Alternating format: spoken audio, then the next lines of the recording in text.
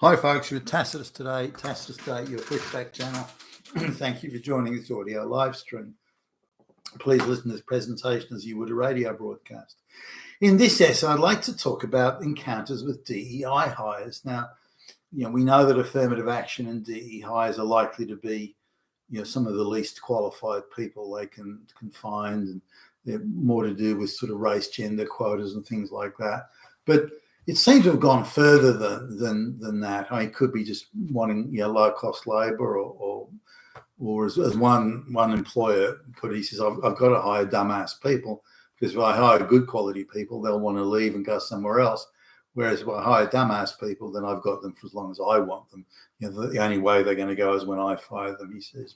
But anyway, here's a simple thing. Now I go into a venue, and there's a certain entertainment at that venue, and it's supposed to be due that day, but they've got to sign up, and they regularly do this sort of entertainment, this venue. They've got to sign up for the last, the last lot of this is for sporting stuff, last lot of sporting entertainment they had there. So I assumed they were going to do it again, and again, somewhere where they've done this before, but there wasn't a sign up. So I went in and went to the relevant sort of section, and I asked the girl there, she'd be young, I don't know, 20 years old or something, and she looked at me in sort of almost shock that you're asking a question. Now it's a different thing. It used to be that you'd ask a question and say they don't know. Look, I don't know. I'll call the boss or something like that. Most of the time they would know, unless it was a curved ball, sort of out of the park type question. But typically this was a venue that handles this sort of entertainment, and this was the part of the venue where they showed that sort of entertainment. So I've gone to the right place. It just seems odd that the employee there would look and stare blankly. But rather than just say, look, I don't know, or this, they hang on to it because they don't admit I don't know, because then they'll look stupid, and they don't want to look stupid. So then they're looking all over the place, and she's getting all flustered, and then says, I'll ask the boss. So, okay, all right then. Now, already I'm sort of, my irritation levels are starting to come up here. Well, why don't you know? You can just say it's not on, or yes or no. Is the entertainment on later today? Yes or no? So they go to the boss. The boss, who's a woman, say probably 10 years older, early 30s, she then gets equally flustered and says she doesn't know, but she's going to call the guy who's in charge of the entertainment, and he's like a district manager or area supervisor or something. He's in charge of it, so calls him. He's not on duty that day, but his deputy's on duty, so that's now another phone call. He doesn't know, by the way, but he says, call Billy Bob, my deputy, and he'll know. So call Billy Bob, and Billy Bob doesn't know, but he says there's a section on the website that will tell them. She tries to log into that but can't, because she doesn't have a password. So she then calls him back. I'm standing there waiting. This has now got to the point where my irritation levels have gone, and I'm there really looking at, can you guys be this fucking useless? You can't even say yes or no whether entertainment is on later today. I'm assuming that if they don't know, it maybe isn't on. That's the take that I'm getting here. So anyway, it goes back and forth. Then this deputy guy, he says he's going to have a look at the website because he does have a password or some sort of access to it, and come on. And then they decide, no, they're not going to do this one, but they're going to do the next one. They've decided to take a miss on this one for some obscure reason that no one seems to understand, but they will have it going on next time, which was like, I don't know, a couple of weeks hence. So that was it. Now, this was a major drama on what I thought would be a yes or no. And I don't know how long I spent there while it went round the loop, 10 minutes, 15 minutes. So now on the same day, I go to just get an ordinary, my wife says, oh, while you're at the grocery store, can you get such and such? And so I go to the spot on the shelf, and it's not there. So I think, okay, well, I better ask someone. They don't know. And rather than I explain it, or rather than that, they have to have a picture. And this is something I've noticed now, that show me the picture, or give me a barcode for the item. but don't just tell me that it's the the for the half pound of sugar or something. Don't say I can't deal with that. You've got to give me all the information. If I've got to go running around looking for it, I'm not going to do it.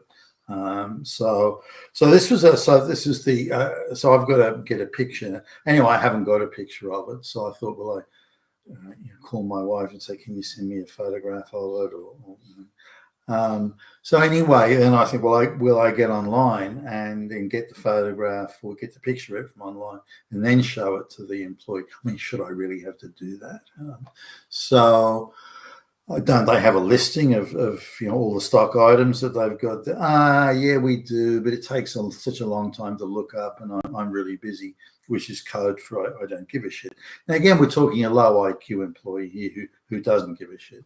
Now, if I've got everything, all the information there, the picture, the barcode, then they will deign to look at it. But this went round in circles, so I pestered her, and she said, "Well, I'll go and ask the manager or the deputy manager, whoever it is," and they can't. So, well, you have to give us the code, and so I go back to the spot on the shelf, managed to find an empty carton where the cardboard where the code's printed on it. So I grab that, tear off the relevant bit, and come back to them.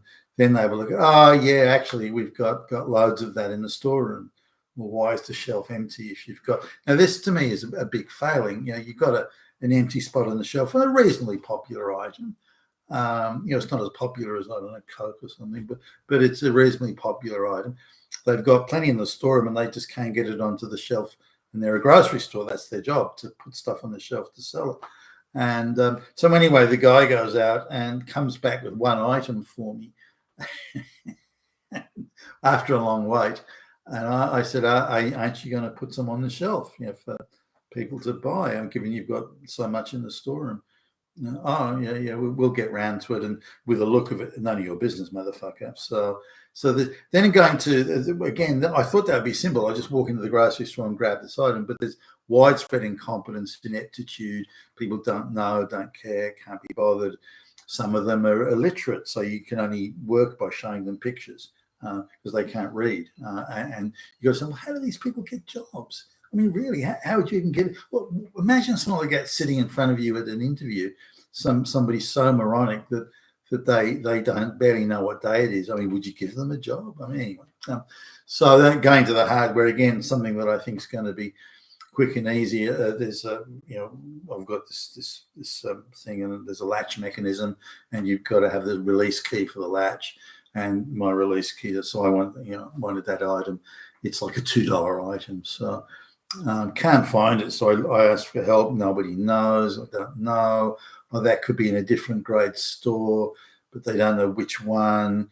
Let's just go online, look at it yourself, and you'll work it out which store you can go to get this $2 item. But this the runaround, like the manager comes out in the hardware store, and I think, well, you got to be kidding me. This person, I wouldn't get them to manage a fucking a brothel or something, and look at them. They're the manager of quite a large hardware store. This is crazy.